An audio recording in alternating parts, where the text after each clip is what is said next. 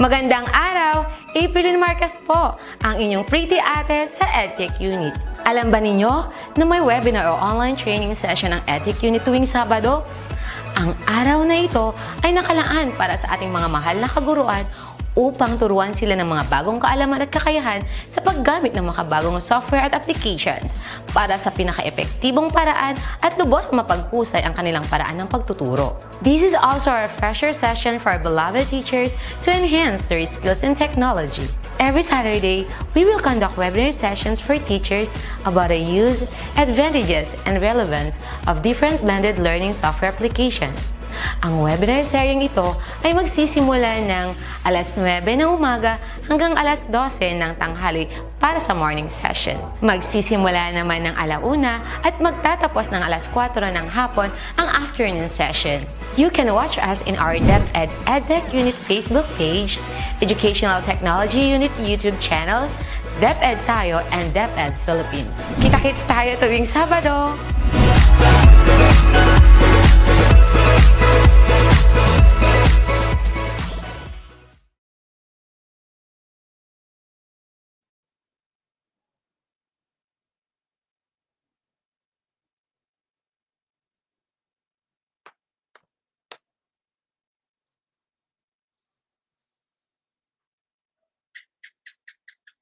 All right. Hello, my pair of learners, and welcome to ETUlay online tutorial for personal development. And we are here for the of the quarter 4, and our topics for this afternoon are family genogram and a plan on how to make the family members firmer and gentler. Once again, my pair of learners, I am your tutor A, and I will be joining you para sa mas makabuluhang hapon tuwing Thursday at 4:40 p.m. and 5:20 p.m. as your tutor for personal development. And of course, live na live tayo hindi lang sa Facebook kundi ganun din sa ating YouTube.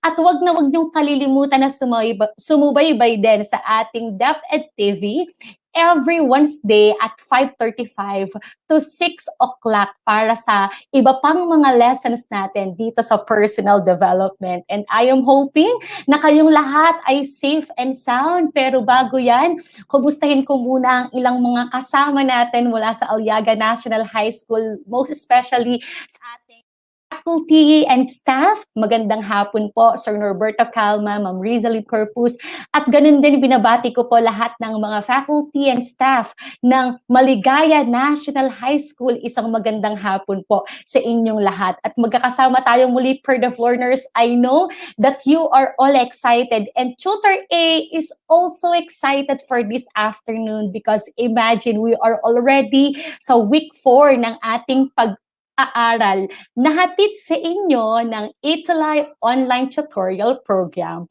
So as we begin this afternoon, of course, it's very important na magkaroon muna tayo ng recap of the previous lessons that we talked about last session, and the topics that we talked about last time are conduct a mini survey on Filipino relationships and the family structures.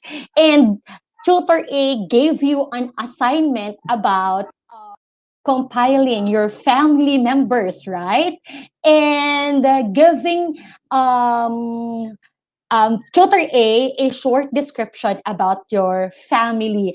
And you know what, my pair of learners, Tutor A is very much excited this afternoon dahil meron tayong mga cuties na i-feature sa hapon na ito together with their very dedicated and passionate teacher. But then of course, batiin muna natin si Ma'am Jonalyn Tuason Caber na nanonood sa atin sa hapon na ito. Hello, Ma'am Jonna. And of course, sa lahat pa ng mga sumusubaybay sa atin for this afternoon, invite all of your students, all of your classmates, your friends, your family members, dahil hindi lang kayo mga estudyante ang matututo sa hapon na ito, kundi maging lahat din ng inyong mga kapamilya, katropa, kadabarkads at kaibigan. So with that, let's proceed with this amazing cuties who are very much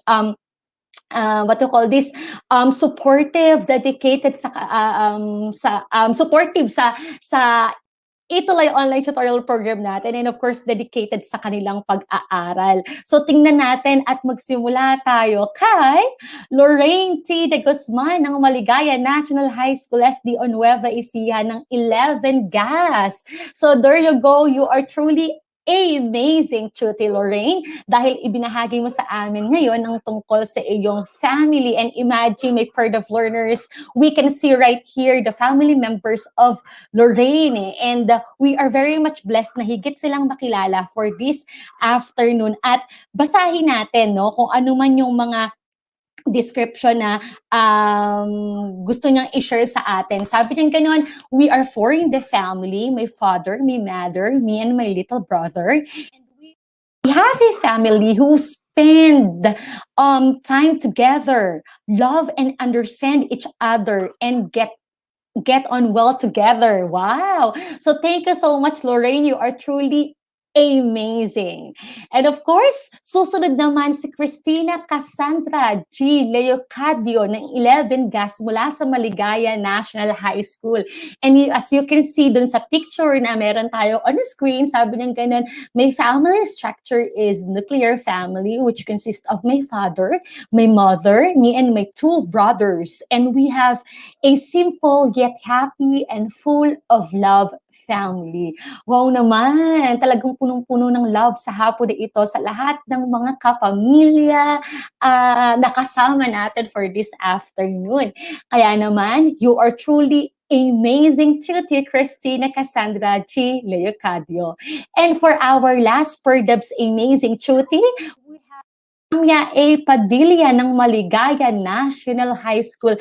At hindi lang niya i-share sa atin ang kanyang immediate family, kundi ganun din ang kanyang extended family, right? Sabi ni Jamia, family is important to every one of us and we all love our family. Wherever we go in the world and whatever we may achieve, our heart and soul will always be in our home because it is where our beautiful saying goes, family is the best you could ever have in your life. Wow naman! That is so beautiful, Jamia. And at the same time, very inspiring. Kaya naman, Jamia A. Padilla mula sa Maligaya National High School, you are an amazing tutor for Tutor A. And of course, may part of learners sa lahat ng mga guro at mga kasama natin ngayon for this afternoon, hindi magiging ganito kasigasig sa pag-aaral ang mga tutis na ito without the support, of course, of their advisor or of their PERDAV teacher. At sino ang ating amazing teacher for this afternoon? Walang iba kundi si Ma'am G and Carla Maria Lorenzo Dingle ng Maligaya National High School. Thank you so much, Ma'am G and Carla. At gusto niyang ibigay sa atin ng isang napakagandang mensahe na nagsasabing it is a great opportunity for us teachers to encourage learners to focus and study amidst the pandemic to prepare them for their future. And with that, Ma'am G and Carla, you are the PERDUB's amazing teacher for this week. And thank you so much for your passion, for your love, and for your support for our Filipino learners, particularly from Maligaya National High School, that amidst the pandemic, andito tayo, nagtutulong-tulong at to provide quality education for our nation builders. And with that, the part of learners, those are our amazing tuties and our amazing teacher for this week. At syempre, nanunood sa atin from Magalang, Pampanga, si Tutor Jester Pagkaliwagan. Nako, nakarating na si Tutor Jester sa Pampanga. Ano kayang ginagawa ni si Tutor Jester sa Pampanga? So magpatuloy tayo, may part of learners. So with that, let me first establish our learning objectives for this afternoon's session. So for the first one, at the end of this session, you should be able to identify the different family genogram symbols, write a plan on how to make family members firmer and gentler, and lastly, value one's family ancestry. And the question is, my part of learners, are you ready for this afternoon? If you are ready, make it sure that you bring with you your starter pack kit that consists of your pen and paper. Your module, of course, we would like to thank Calabarzon or Region 4A or yung mas kilala po sa tawag na Pivot for allowing us to use their modules for this session. And of course, nasa Module 24 and Module 25 na tayo of this quarter. So of course, girls, flex it out your beautiful smile with a hint of your favorite lip tint, and boys, your nice hairstyle with your cool hair wax. And do not forget to bring with you your heart, because Aristotle said, educating the mind without educating the heart is no education at all. As we begin, let's have first discuss the topic, making a family genogram. Once again, magandang hapon po sa inyo lahat. Ma'am Marie Chris, good afternoon from Aliaga National High School. And of course, meron din kadala Cruz si Ma'am Marie Chris, si Ma'am Gladys Cruz. Good afternoon, Ma'am Gladys from Vicente National High School, if I'm not mistaken. Okay po. Maraming salamat po. And of course, let us invite our students, let us mention them, our friends and our fellow teachers to join us for this sessions or this afternoon's tutorial. So we have right here my herd of learners, this is what we call family tree. And I believe that you are already familiar with this. But then this afternoon, we will be talking about family genogram. But then these two, we both them use as to give illustration about our family. But then particularly a genogram at your right is structurally similar to a family tree, but they serve a very different purpose. A genogram includes information about relationships and interactions between family members, while family tree only depicts lineage. But then, my herd of learners, tracing our family history may not only give us ideas of who are the prominent individuals that belong to our family tree, but most significantly, it will help us grow better, right? So the question is, kilala niyo pa ba ang inyong mga kamag-anakan? Most especially nowadays na kung saan ang hirap ng makapag-gather physically, and I believe that would only be the chance para mas makilala natin ng higit ang ating mga kapamilya, right? Lalo na ngayon, minsan hindi na natin kilala, nakakasalubong na pala natin sa palengke, nakakasalubong na pala natin sa eskwelahan, kamag-anak pala natin siya, right? So, tracing our family history is very much important. You will not only learn your family tree, or you will not learn about your family, but then at the same time, it will also help you to grow better. But then you know what? This afternoon, as we talk about family genogram, it can actually tell you about your family members, if who is married, widowed, divorced, and the like. So for the learners to further understand about this what we call family genogram, let us look first at its definition. So we define family genogram as a graphic display of a family tree that conveys the detailed information of related individuals. Genograms have significant pieces of information on the families represented. So like any other graphic organizer, family genogram makes it easier for a person to present and comprehend certain information. And primarily, as we analyze, or as we a certain family genogram, unlike family tree that only shows the lineage of your family, or it only presents your family ancestry, in family genogram, it represents, or it shows you the name, gender, date of birth, and date of death of your family members. And at the same time, in family genogram, it also shows you the education, the occupation, the major life events, even the chronic illnesses, which talks about the medical information about your family members.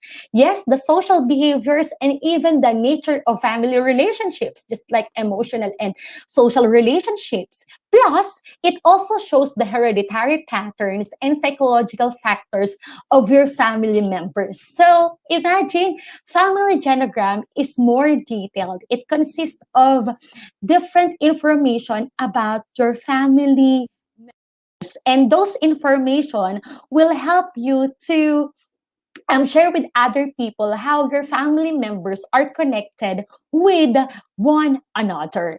And to begin with our genogram or family genogram, you will need to follow, or you will need to determine or identify, right, the different family symbols. Okay, so what are those family genogram symbols that we are talking about?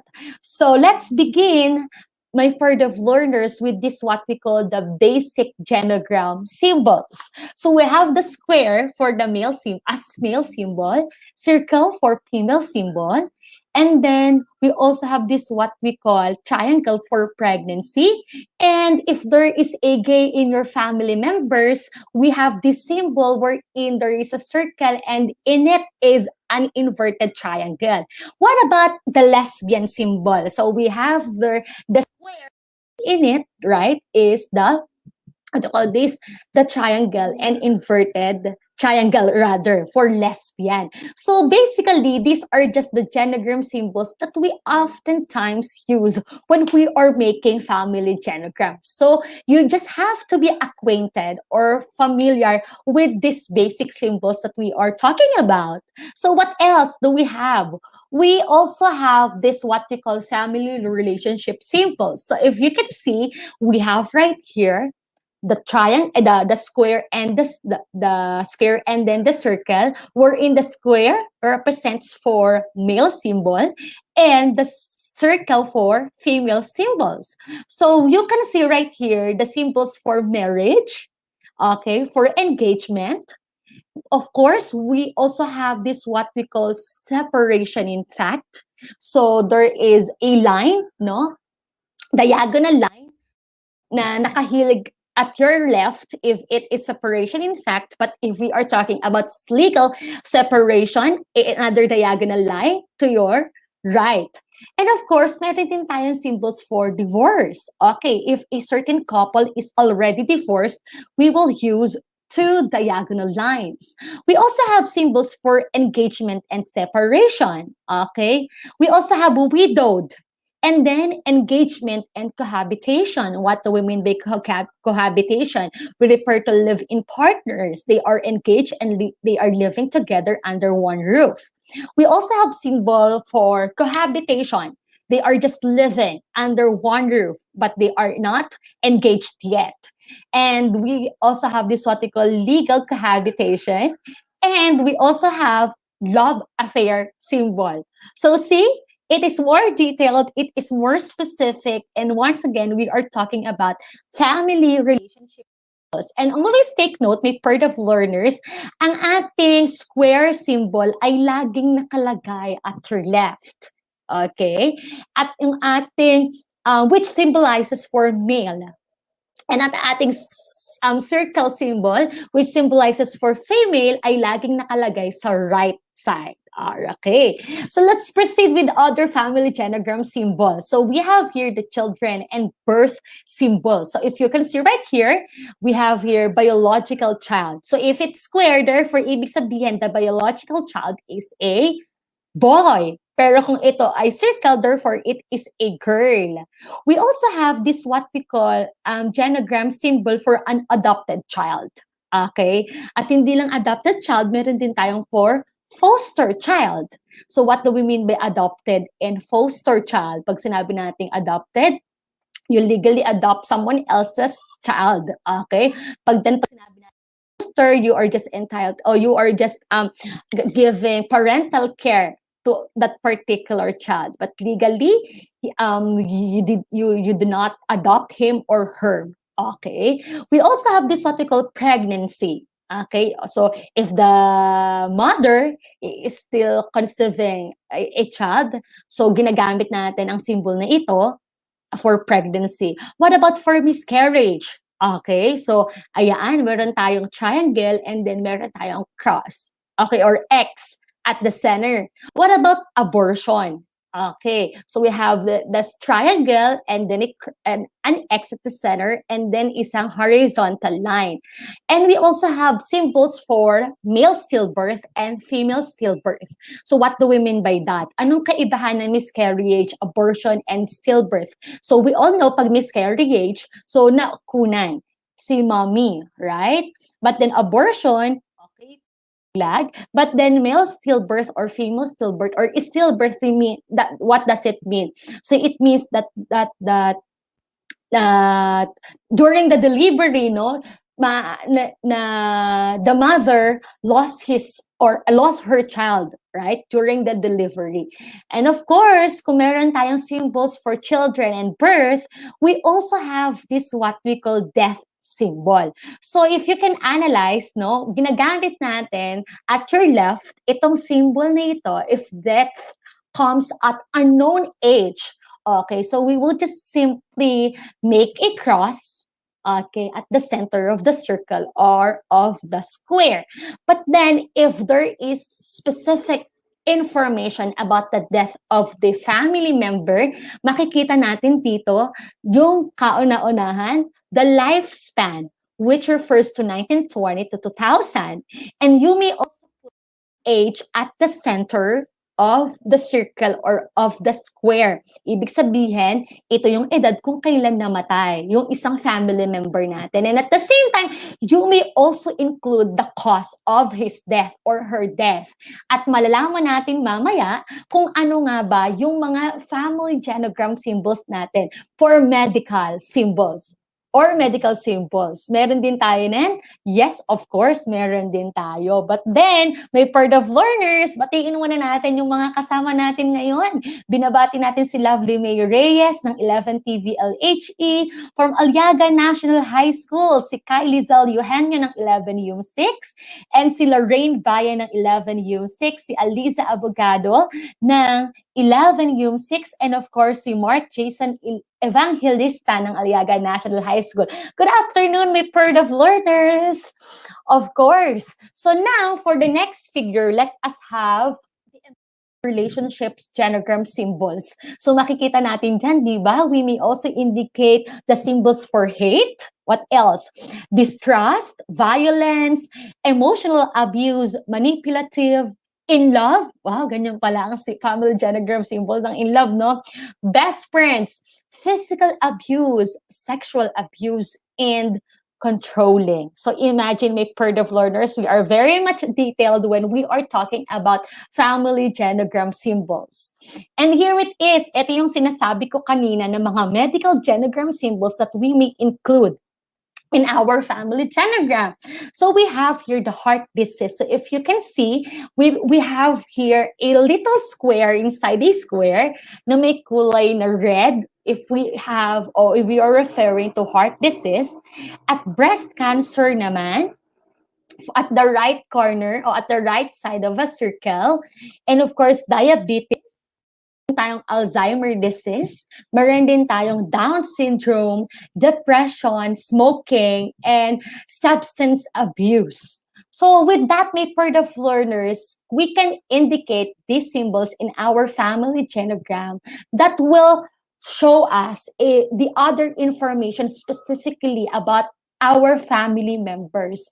And with that, it could actually help us to understand and be fully aware in what is our family all about, most especially if we are talking about what they call this medically, di ba? Lalo na may mga pamilya talaga na parang hereditary, di ba? May mga sakit silang namamana. Kaya we believe na pwede natin itong i-break dahil these are chains na paaaring namamana natin from our ancestors, right? So we really have to become more acquainted and familiar with these symbols para mas makilala natin mga kapamilya. And of course, watching with us is Ma'am Michelle Liwag. Hello, Ma'am Michelle. And of course, si Kuya RJ Corpus. Hello, Kuya RJ. At mga estudyante natin na sina Mariah Kaging ng San Ricardo National High School, si Aliza Abogado, si Jamaica Bautista, si Jamie Padilla ng ating amazing Chuti at si Shirley Reyes ng Aliaga National High School.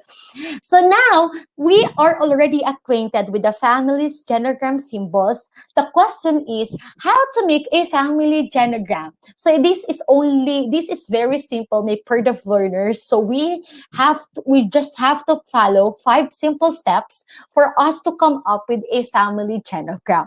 So the first one, you should know your reason for making a genogram to help you determine the type of family information you want to indicate. So what is the reason you have? Why do you want a family genogram? And I believe that if you will be asked this question, the very basic question or the very basic answer that we could have is to better know our family members, right? And I believe that is very important because as a member of our family, it's important to know deeper our family members because our blood or the blood that we have that runs in us, represents our family, represents our ancestry. So the first thing, you have to know your reason as you make a family genogram. So secondly, name all the members of your family kinship that you wanted to include in your genogram. So you can write all of the name of the family members that you want to be part of your family genogram. So they might be your immediate family, of course, your father, your parents, your siblings, and you also have your extended family, just like your cousins, your uncles and aunties, and your grandparents. Then thirdly, organize questions to gather facts and figures about your relatives to be included in the genogram. So what are the certain things that you want to know about your family? You may write them in form of questions. But then, of course, make it sure that you are able to outline or organize your questions. Then, write down notes on how everyone in your family is connected. So by writing down notes, meaning you may interview your family members, most especially the elder ones, right? Because they could give you better answers dahil sila yung mas matatatanda, mas kilala nila yung bawat membro ng pamilya. And then, you may also solicit information starting with the oldest generation down the line. And you are very much blessed if your grandparents, right, are still alive, right? You may also ask them about the information that you believe will help you to form or to write a family genogram. So with that, my part of learners, I am hoping that you would be able to come up with a very effective family genogram that will show us about your family members. So I believe that you are all proud about your family lineage. You are very much proud about your family ancestry. So why not make a family genogram for you to better know them, for you to deeper know each family member. So with that, my pair of learners, we are done about making family genogram. So let's now proceed with another lesson, which is about how to make the family members firmer and gentler. So we are able to identify if who are the members of our family, particularly sa tinatawag nating clan. So now let's talk about how to make the family members firmer and gentler.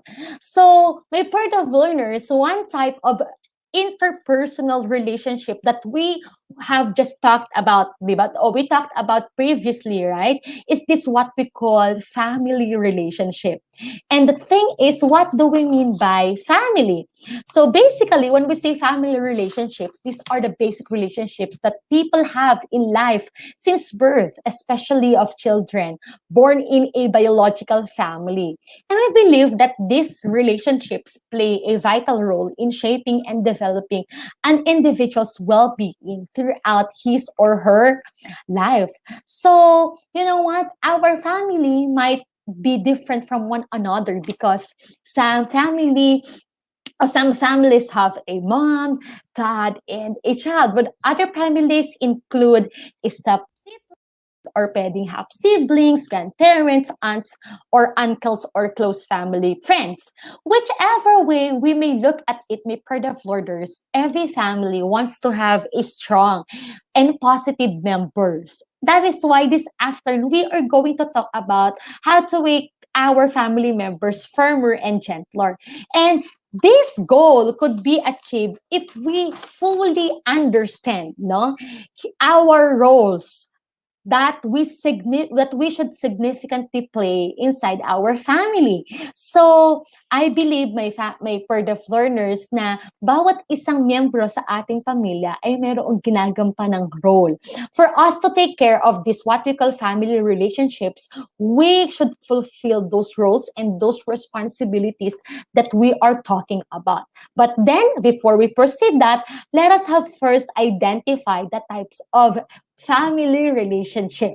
So initially, we have this what we call couple relationship, which refers to the intimate connection between partners as husbands and wife, or two people living together to the bond of marriage or cohabitation, or this what we call live-in partner. So that is the first type of family relationship. Of course, walang mga anak kung walang magulang.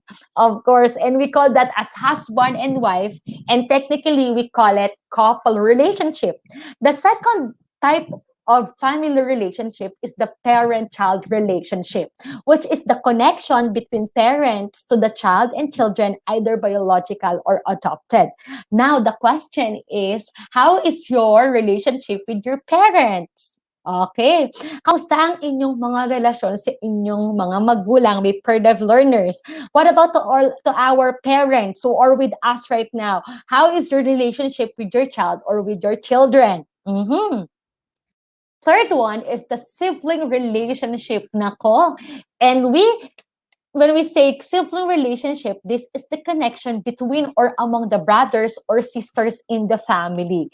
And of course, pag sinabi nating magkakapatid, hindi mawawala dito ang pag-aawayan. Minsan, hindi pa mawawala ang sabunutan, suntukan. And one time, sabi nilang ganun, meron ako narinig na natural lang daw yon sa magkakapatid na nag-aaway dahil pag daw walang away, hindi daw masaya. Totoo ba yun? May per the learners?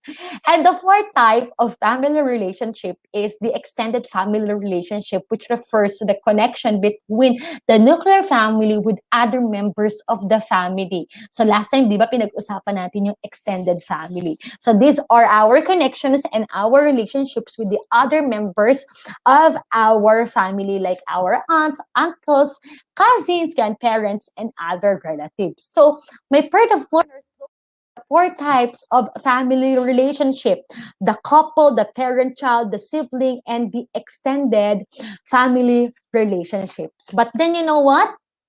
A family, though it comes from one root and made up of people from the same gene pool, can turn out to have differences. Tama? Di ba lagi natin yung naririnig sa ating mga magulang? Though, isa lang ang ating pinaglabasan, pag nung nakalabas na, ano nangyari? Tayo ay magkakaiba pa din. Magkakaiba ang ating personality. We have different perspectives. We have different behaviors. We have different outlook on life. And what do we mean by that? Family members can be hot-tempered, right? Meron naman calm lang. Meron naman easygoing. Meron din planner, athletic, bookworm, and the like. But then, per the learners, this family, these people of the same roots and genes with different traits and characteristics live together under one roof. And how do you think life will be in this household? So, di ba, though you live with your siblings and you come from the same roots or from the same gene pool, magkakaiba pa din tayo ng hilig, magkakaiba pa din tayo ng behavior, magkakaiba pa din tayo ng interest. And just imagine people with the same gene pool with differences that manifest in their personalities and behavior live under one roof. How can we achieve this what we call making our family members firmer and gentler? Kung magsasama ay isang hot-tempered at isang calm or easy goer. So with that, my Bird of Learners, let's have a plan to make the family members firmer and gentler. And on your screen, flex out natin, no? Ang Dugod and Pineda family. Hello po. No? At maraming salamat for allowing me to have your family picture during our tutorial session this afternoon. So we have 6 practical steps on how we could make our family members firmer and gentler. And the first one is this what we call spend quality time. And this is very much important, my Bird of Learners. We become overly occupied with the dreams we are chasing and with other things that the world demands from us. So we find it difficult to spend time with our family. Sa mga magulang, of course, they have to work. They have to earn to support the living of the family members. Most especially kung nag-aaral na ang mga anak, lalo tigit sa lahat kung sila pa ay magkokolehiyo. At tayo naman ng mga anak, if you are still studying, you are focusing or you are allotting more time on your studies that you don't have to communicate with your parents or with your siblings. At sa mga anak naman na nagtatrabaho na nakatulad ko, we don't have enough time for us to bond with our family members. But then you know what? The family is the most precious source of inspiration and motivation that we could have to keep us going. So the challenge is, no matter how busy we are, let us spend time with our family that will help us bond and understand one another. Most especially sa mga magulang that very much busy sa kanilang trabaho. But then, of course, we would like to appreciate them, most especially lahat ng mga magulang na OFW, what do you mean by that? Nagtatrabaho sa ibang lugar o sa ibang bansa, I mean, para makapag-provide sa kanilang mga pamilya. Marami pong salamat. And I believe that it's very much challenging for you to spend quality time with your family members, especially with your children, because of the distance. But then, my Bird of Learners, how can we spend quality time with our family members? So the first one is we may share family stories or ask everyday simple things to encourage conversation, right? So, ibig sabihin, magkwentuhan. So, let's share family stories with one another. Pwede nating ikwento anong nangyari sa eskwelahan. Pwede nating ikwento kung anong nangyari sa trabaho. So, just for us to start a conversation or encourage conversation. The second one, set aside one-on-one chat time for everyone in the family to foster your bond. So it means you really have to allot a particular time to communicate with your family members. Most especially ngayon, can't you realize or can't you observe ang taba na lang ng mga anak o bawat membro ng pamilya ay cellphone. Wala na yung communication, wala na yung kwentuhan, tawanan habang kumakain or habang nanunood. Bakit? Because we have with our hands the cell phone. So, of course, to all the parents, set some time apart exclusively for your partner. It's very important as well because you also need time to cherish one another apart from the family bonding time. So those are the 3 ways that we could spend quality time with our family members. Yes, we cannot really guarantee 100% na makakapag-spend tayo ng quality time with some of these practical steps. But then I believe kung sisimulan natin, we could really develop this what we call spending quality time with our family members, which is very important for us to have a firmer and gentler family members. The second one is maintain good communication with everyone in the family. Okay, communication is a key important or key component in any relationship. Without it, no relationship grows and matures, right? Lalo na kung sa isang pamilya, hindi kayo nag-uusap, hindi kayo nagkukwentuhan, how will you be able to strengthen your family? Good communication enables members to express their needs, their wants, and their concern to each other. And open and honest communication creates an atmosphere that allows family members to express their differences as well as love and admiration. So how can we make the family members firmer and gentler by maintaining good communication? So the first one is be approachable when it comes to discussions about difficult things or even the most uncomfortable conversations.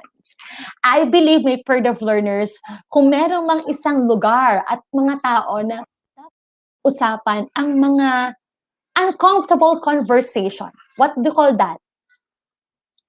Particularly sexual education, right? Ito ay dapat itinuturo sa loob ng pamilya, right? Para hindi na ma-break pa yung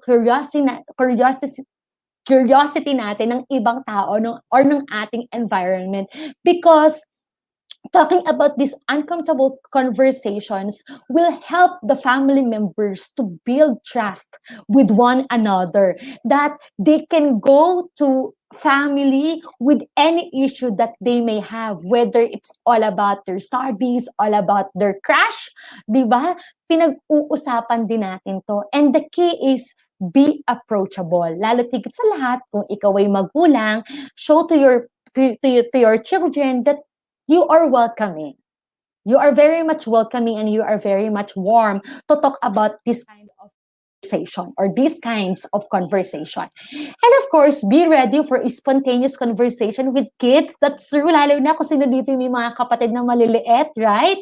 Diba? Ang kulit nila, ang dami nilang tanong, hindi sila nauubusan ng mga tanong at pinag-uusapan. So get ready.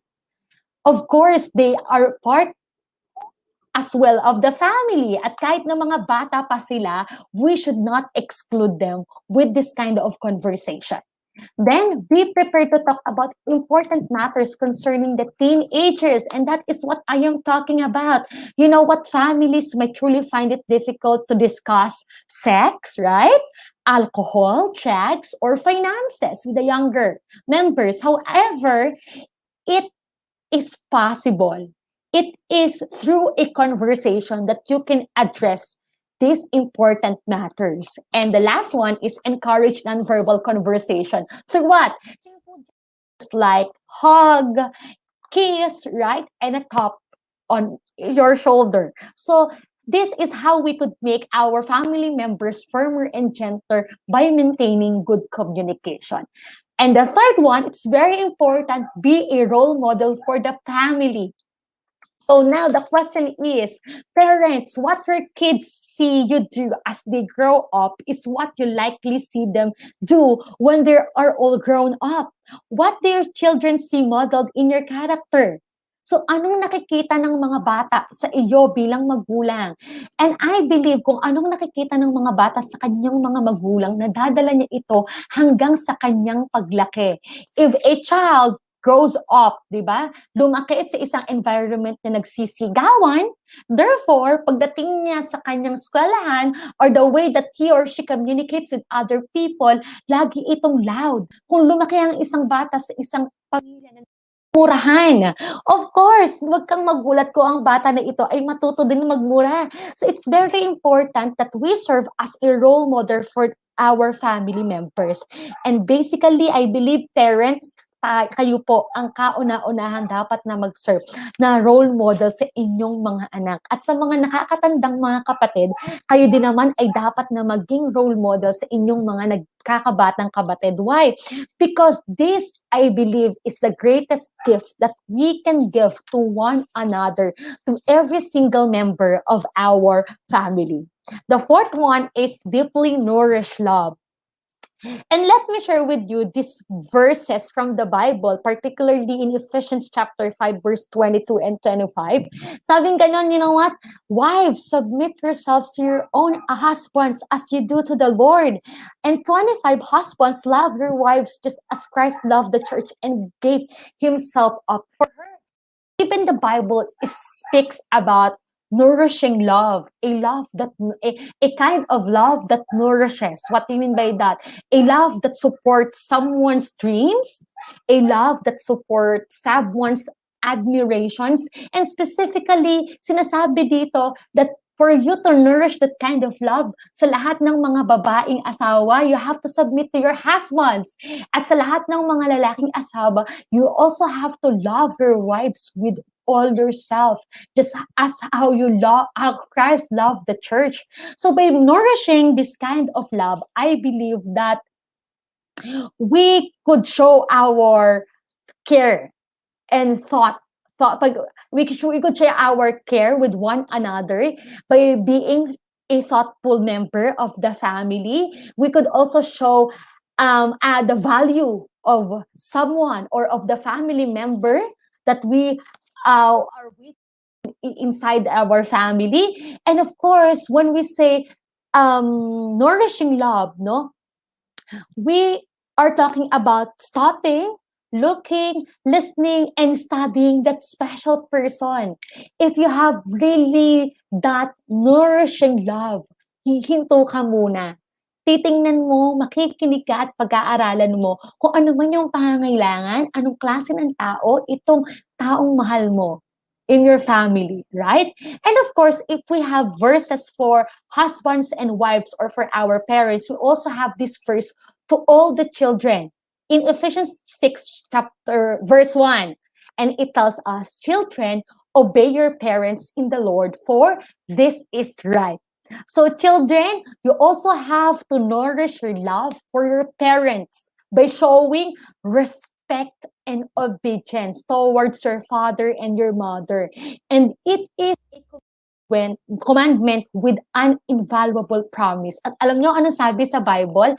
Ang lahat daw ng mga anak na nag-o-honor ng kanilang mga magulang at sumusunod sa kanila ay hahaba ang buhay. So I believe if we will cultivate that kind of love, if we will nourish that kind of love, we could develop family members who are firmer and gentler with one another. Next, cultivate an encouraging love. Hello! For kids, and cultivate an encouraging environment for kids. What do we mean by that? We have to cultivate words that encourage each member of the family, most especially the children. And how are we going to do that? Use kind and good words that will build courage in them, that will motivate them to be better people and to be the best that they can be. You know what? Kung bata pa lang o sa murang edad pa lang ng isang bata, naririnig na niya mula sa miyembro na siya ay walang patutunguhan, ang mga pangarap niya ay hindi maaabot, maaaring lumaki ang bata na ito na mahina ang kalooban. But then, of course, as family members, we have to use kind and good words that will encourage and motivate every single member of our family to becoming a better and achiever person. Invest more energy, right, in praising them for being successful than in criticizing and castigating them for falling short of our expectations. Hindi natin naiiwasan na ma-disappoint tayo sa family member natin, but then instead of criticizing and castigating them, let's just look at the positive sides of every situation. Let us use our energy to praise them. And of course, treat children with the encouragement that you would want them to live their life with.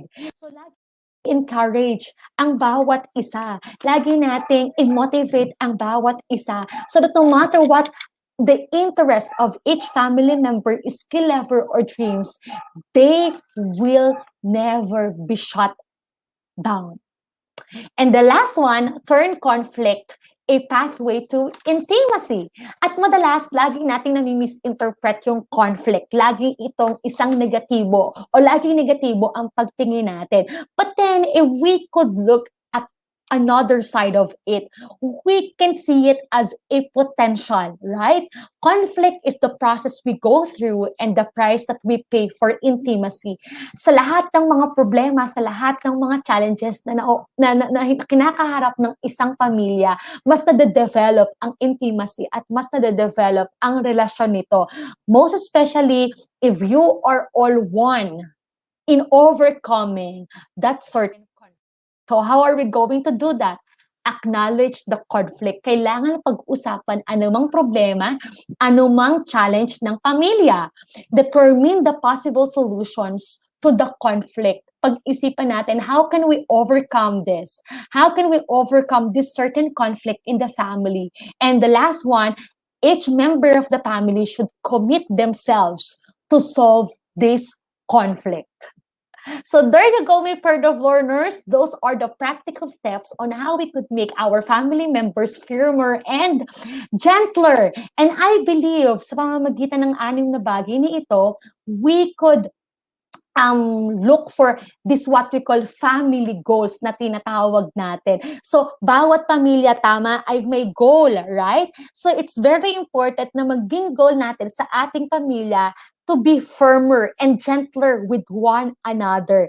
Na tayo ay mayroong strong relationships, kaharapin, we will overcome every single challenge, every single conflict as one, as a strong and positive family. So with that, let me give you the assessment for this week's online session.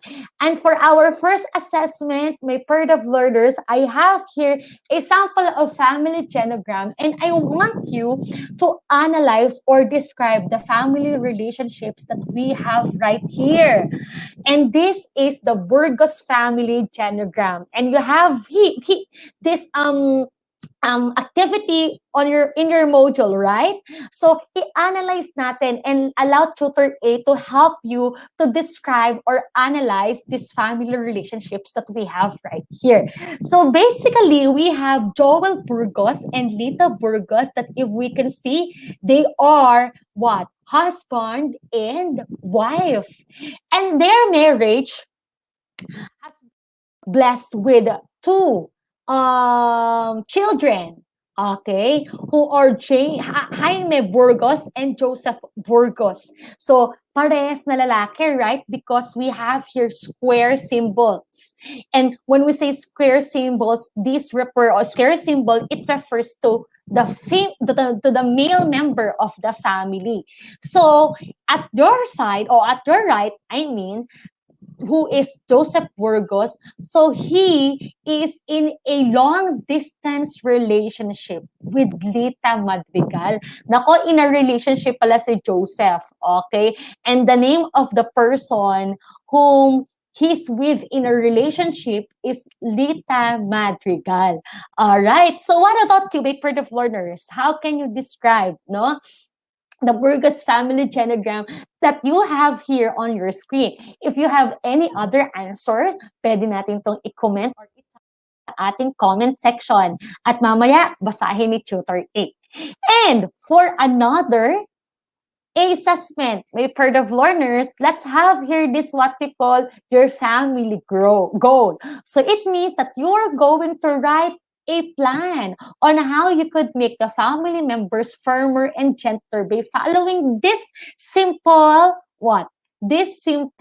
illustration. Okay, so we have right here 4 columns, right, which refer to how the family members involved, the frequency, and then the expected results. So how are you going to complete this table? So for the first column, which refers to how, this column is for the practical steps for firmer and gentler family relationships that we talked about. And those are spend quality time, maintain good communication, right? Establish encouraging environment for kids, deeply nourish love, what else, etc. So in the first column, you are going to list down those practical steps. And let's move to the second column, which refers to family members involved. So who do you think among the family members should embody or fulfill these practical steps? And the frequency, of course, refers to how many times you plan to practice those stated practical steps. And for the expected results, of course, you also have to set the expected result you are looking forward for each step. And we have here the example. So, for example, spend quality time. Who are the family members involved? Of course, lahat ng family member. And how often do you plan to do spending quality time? Pwedeng once or twice a month, depende sa case ng inyong family. And what are the expected results that you are looking forward to? Go for a movie, pwede yan. Pwedeng movie marathon or pwedeng bonding over cooking. This simple family goal made part of learners will help you to achieve a firmer and gentler family members. You may also share it with your family members, and together you can work to achieve your goal of firmer and gentler family relationships. So with that, my part of learners, as we end our online tutorial this afternoon, let me give you our hashtag a shout out, which is that tells us families are like branches on a tree. We grow in different directions, yet our roots remain as one. To all of the young people, let us give importance, let us show value to our family ancestry by respecting, honoring, and obeying the elders, most especially our grandparents. And if you are still blessed and you live with grandparents, that is so beautiful. But then I believe wherever we are, wherever we go, whatever we do in life, we should always remember our family, our roots that will remain as one until the end of time. So there you go, be part of learners. Maraming salamat sa pagsama kay Tutor A for this afternoon online tutorial session. If you have any comments or feedbacks about Tutor A, do not forget to message me with the following social media account posted on your screen. And every Thursday, feel okay with Tutor A. And if you have any other suggestions and comments, you may also email us at edtech@deped.gov.ph. My part of learners, I hope that you learn a lot for this afternoon. Next week, magkita-kita tayo at laging tandaan, Tutor A, ikaw ang best tuwing Webes. Up next is Tutor Ano for Introduction to World Religions and Belief System. Maraming salamat and see you next week. Paalam!